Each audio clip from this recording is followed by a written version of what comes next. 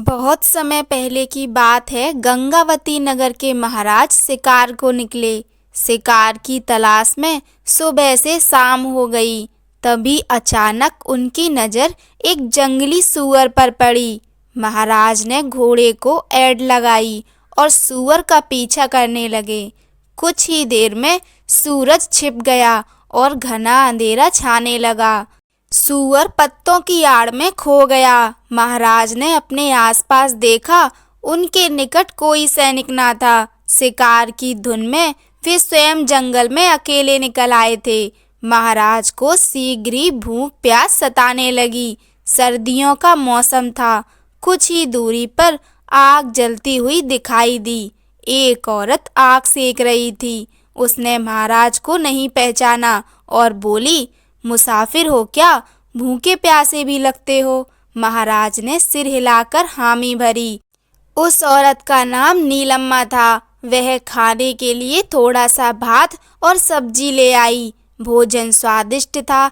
खाने के बाद महाराज ने पूछा, तुम इस घने जंगल में अकेली रहती हो?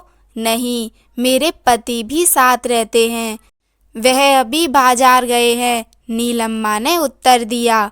वह दोनों लकड़ी का कोयला बेचकर गुजारा करते थे। उसी समय नीलम्मा का पति भी आ पहुंचा। उसने राजसी वेश पहचान लिया और महाराज को प्रणाम किया। तब नीलम्मा को पता चला कि जिसे वह एक मुसाफिर समझ रही थी, वे तो महाराज हैं। महाराज ने खुश होकर उन्हें चंदनवन उपहार में दे दिया। तभी सैनिक भी महाराज की खोज में वहीं आ पहुँचे और महाराज लौट गए। इस बात को कई वर्ष बीत गए। एक दिन महाराज पुनः शिकार खेलते खेलते चंदनवन में जा पहुँचे। तभी उन्हें नीलम्मा और उसके पति की याद आई। उन्होंने सोचा कि वे दोनों भली प्रकार जीवन यापन कर रहे होंगे। अचानक उन्होंने देखा कि एक बूढ़ी स्त्री लकड़ियों के टुकड़े चुन रही थी। उन्हें देखते ही वह स्त्री उनके पैरों पर गिर पड़ी।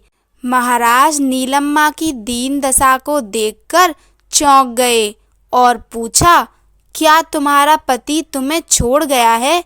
नहीं महाराज, हम आज भी उसी तरह प्रेम से रहते हैं और लकड़ी का कोयला बनाकर बेचते हैं। क्या? नीलम्मा की बात सुनकर महाराज ने माथा पीट लिया। उन दोनों ने सारे चंदन वृक्षों को लकड़ी का कोयला बना बनाकर बेच दिया था।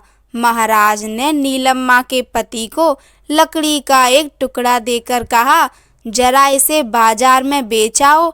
बाजार में चंदन की लकड़ी हाथों हाथ बिक गई। नीलम्मा के पति को बहुत से रुपए मिले। तब उसकी समझ में आया कि उसने कितनी बड़ी मूर्खता की है। उपहार में मिला चंदनवन उनकी अज्ञानता के कारण नष्ट हो गया।